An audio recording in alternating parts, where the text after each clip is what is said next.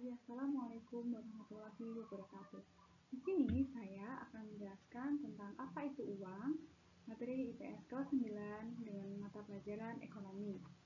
Baik, materi yang pertama itu ada pengertian uang. Uang dalam ilmu ekonomi tradisional didefinisikan sebagai alat tukar yang dapat diterima secara umum. Sedangkan dalam ilmu ekonomi modern, uang didefinisikan sebagai sesuatu yang tersedia dan secara umum diterima sebagai alat pembayaran bagi pembelian barang-barang dan jasa-jasa serta kekayaan berharga lainnya, serta untuk pembayaran hutang. Baiklah, materi berikutnya yaitu adalah sejarah uang.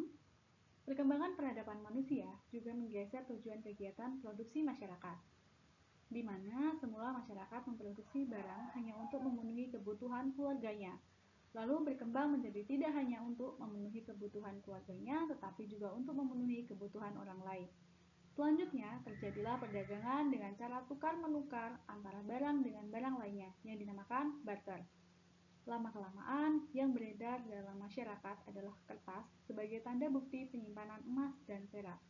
Di Indonesia, sekarang beredar uang kertas dan juga uang logam yang dikeluarkan oleh Bank Indonesia. Perkembangan ekonomi yang semakin pesat menuntut adanya alat pembayaran yang lebih mudah dan aman. Sekarang, banyak diciptakan uang giral, yaitu rekening atau tagihan pada suatu bank yang dapat dipergunakan sebagai alat pembayaran. Contohnya seperti cek, giro billet, telegraphic transfer, kartu kredit atau credit card, dan traveler's check atau cek perjalanan. Materi berikutnya itu adalah macam-macam uang. Yang pertama, ada berdasarkan bahan pembuatannya, yaitu bagiannya ada uang logam dan juga uang kertas. Baik, saya akan menjelaskan yang pertama itu adalah uang logam. Uang logam adalah uang yang berbentuk koin dan biasanya terbuat dari logam perunggu, perak, dan emas. Contohnya, logam yang ada di Indonesia yaitu 50 perak, 100 perak, 500 perak, dan lain-lain. Berikutnya itu ada uang kertas.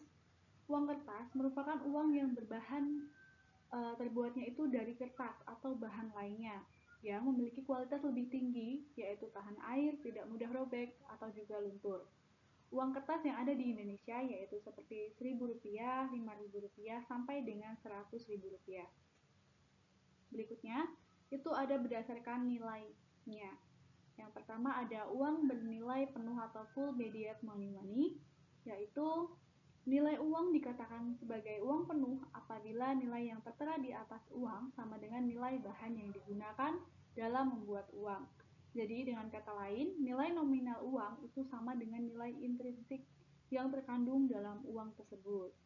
Contohnya, jika uang tersebut terbuat dari emas, maka nilai uang itu harus sama dengan nilai emas yang dikandungnya.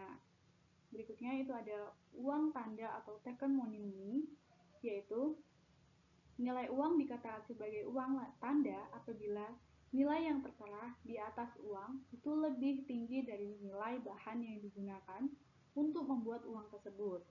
Nah, dengan kata lain, nilai nominal itu lebih besar dari nilai intrinsik uang tersebut. Misalnya nih, untuk membuat uang Rp1.000, itu Bank Sentral mengeluarkan biaya 750 perak. Berikutnya, itu berdasarkan lembaga yang mengeluarkannya. Yang pertama ada uang kartal. Uang kartal adalah uang yang dikeluarkan oleh Bank Sentral, baik berupa uang logam maupun uang kertas yang berfungsi sebagai alat pembayaran yang sah dan wajib digunakan oleh masyarakat dalam melakukan transaksi jual beli sehari-hari. Jadi uang kartal ini adalah uang yang kita gunakan sehari-hari untuk melakukan kegiatan jual beli. Yang kedua itu ada uang giral, adalah uang yang dimiliki oleh masyarakat dalam bentuk simpanan atau deposito yang dapat ditarik setiap saat sesuai kebutuhan. Uang ini hanya beredar di kalangan tertentu saja, sehingga masyarakat mempunyai hak untuk menolak jika ia tidak mau barang atau jasa yang diberikan itu dibayar dengan uang ini. Uang giral ini dapat ditarik dengan menggunakan cek, billet giro, dan perintah pembayaran atau telegraphic transfer. Berikutnya ada berdasarkan kawasan. Uang lokal, yang pertama itu ada uang lokal, mohon maaf. Uang lokal merupakan uang yang berlaku di suatu negara tertentu. Contohnya, rupiah itu adanya di Indonesia. Yen itu adanya di Jepang, ringgit itu di Malaysia dan sebagainya. Yang kedua itu uang regional. Uang regional adalah uang yang berlaku di kawasan tertentu yang lebih luas daripada uang lokal.